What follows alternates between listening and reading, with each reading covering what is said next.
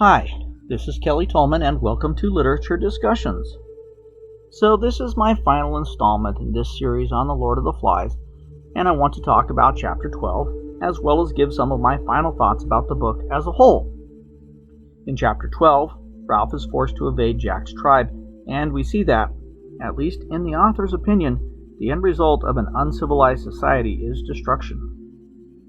I don't want to dwell too much on rehashing or summarizing this chapter, but rather I would like to focus on a few key concepts before finishing up.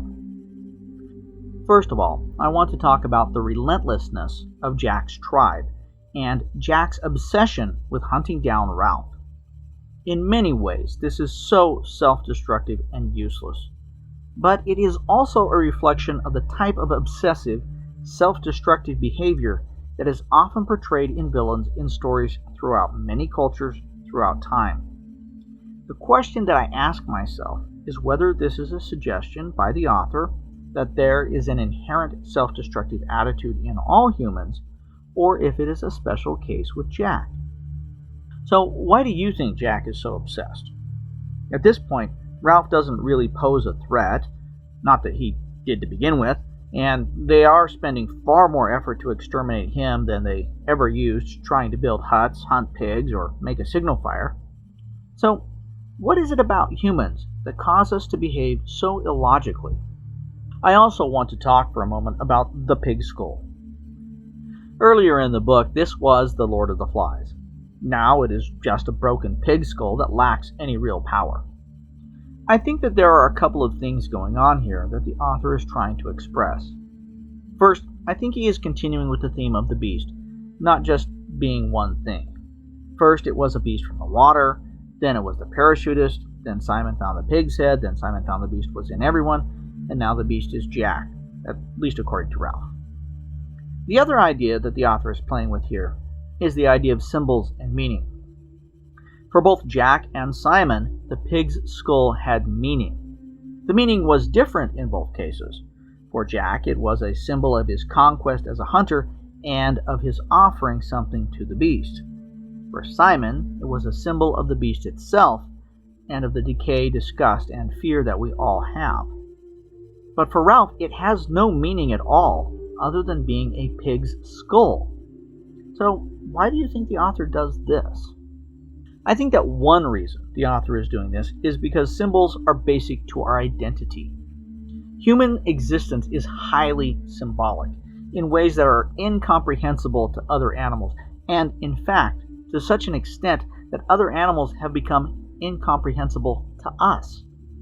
Each day we surround ourselves with language, with sounds that in and of themselves have no meaning, but for which we have created meaning. We have letters, numbers, words, signs, rituals, songs, laws, rules, uniforms, clothes, hundreds and thousands of symbols, all of which only have meaning because we give them meaning.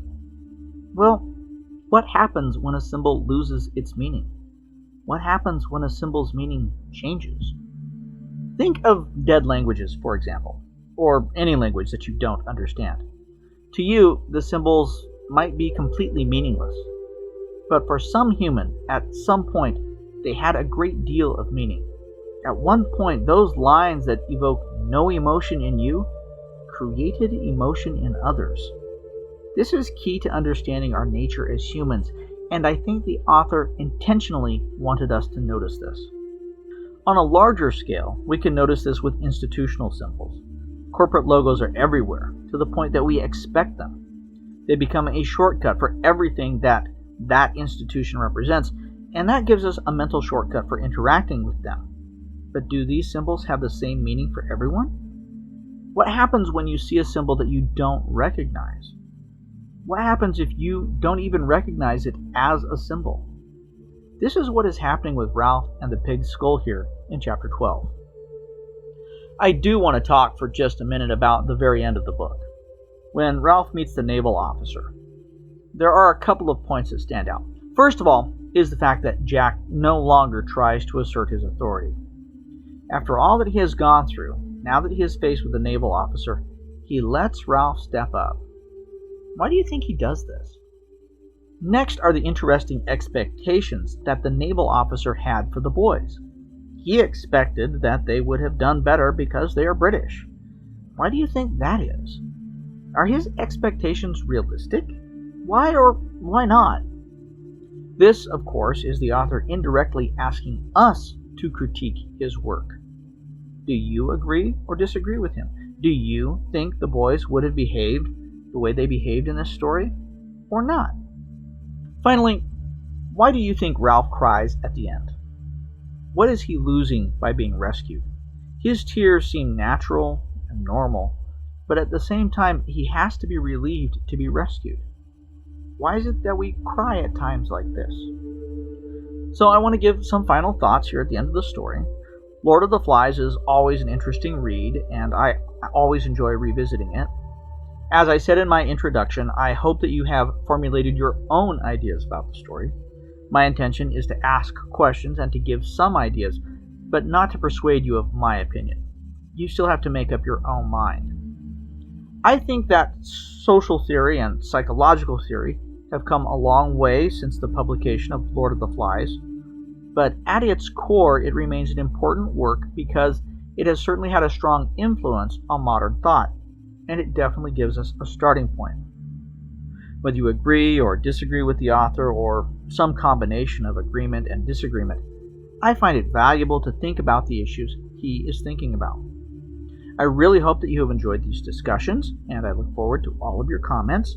Thank you for tuning in to Literature Discussions with Kelly Tolman, and be sure to check out all of my video and audio content at literaturediscussions.com. Thanks, and good reading.